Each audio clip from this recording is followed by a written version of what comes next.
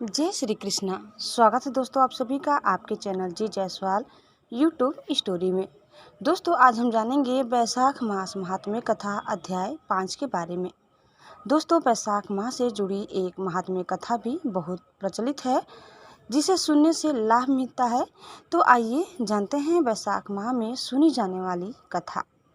यमराज ने एक बार एक ब्राह्मण को बताया कि बहुत समय पहले महीरथ नाम का एक राजा था।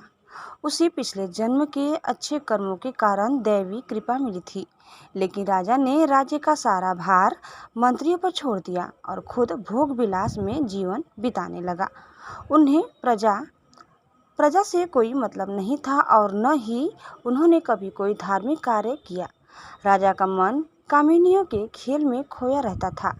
कश्यप नाम के राजा का राज्य अभिषेक हुआ। उन्होंने सोचा कि जो गुरु अपने शिष्य के प्रति सही मार्ग पर नहीं है, यदि वह इसे प्राप्त कर सके तो वह गुरु भी अपने शिष्यों के पापों का भागीदार बन जाता है।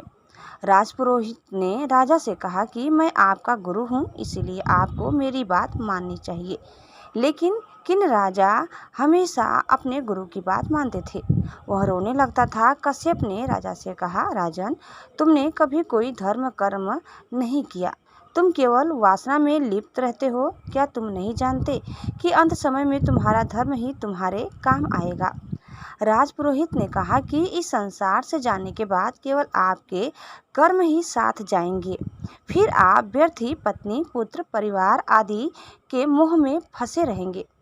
अंतिम यात्रा और जिस मार्ग से आप अंत में गुजरेंगे उसमें कोई भी आपके साथ नहीं जाएगा।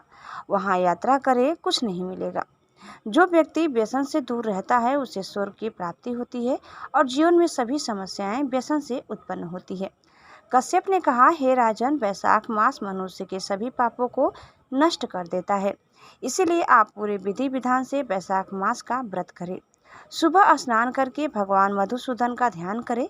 ऐसा करने से व्यक्ति के सभी पाप नष्ट हो जाते हैं।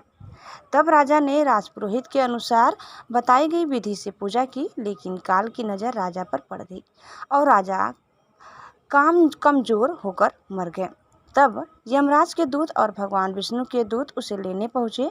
भगवान विष्णु के दूतों ने यम के दूतों को बताया कि राजा देवता बन गया है और प्रतिदिन बैसाख में स्नान करने से उसके सभी पाप नष्ट हो गए हैं। नरक के रास्ते वैकुंठ धाम ले जाया जाने लगा। रास्ते में राजा ने नरक की सारी यातनाएं देखी। दूतों ने कहा कि जो धर्म नहीं करता वह पाप करता है और यदि कोई सहायता नहीं करता तो उसे पाप का दुख भोगना पड़ता है। तब दूतों ने कहा कि तुम्हें यहाँ नहीं रुकना चाहिए क्योंकि तुम्हें स्वर्ग जाना है। राजा ने पूछा कि मैंने ऐसे कौन से कर्म किए हैं जिसके कारण मुझे इस मार्ग से हटाया गया है और किन कर्मों के कारण मुझे बैकुंठ ले जाया जा रहा है। तब दूतों ने बताया कि वह जीवन भर काम वासना में ही लिप्त रहा, कोई धार्मिक कार्य नहीं किया, इसीलिए इस मार्ग से आया। लेकिन पिछले 3 वर्षों से उसने बैसाख माह में विधिवत पूजा अर्चना की, जिससे उसके पाप नष्ट हो गए। अंत में मनुष्य वैशाख मास में प्रतिदिन स्नान ध्यान करके भगवान मधुसूदन का ध्यान करता है, वह सभी पापों से मुक्त हो जाता है। दोस्तों इस प्रकार वीडियो यहीं समाप्त होता है। आगे की कथा सुनने के लिए आप दूसरी वीडियो को अवश्य देखिए। दोस्तों आपको हमारी आज की यह कथा कैसी लगी कमेंट करके ज़रूर बताइए और चैनल में नए हैं तो प्लीज़ लाइक, शेयर और सब्सक्राइब करना न भूलें। दोस्तों आगे की कथा और आपको अगर सुननी है तो आप हमारे चैनल पे जाइए, उसमें प्लेलिस्ट है, प्लेलिस्ट से आपको हमारी आज की यह कथा ज़रूर पसंद आई होगी। आपको कैसी लगी कमेंट करके ज़रूर बताइए। धन्यवाद। जय श्री कृष्णा। राधे राधे।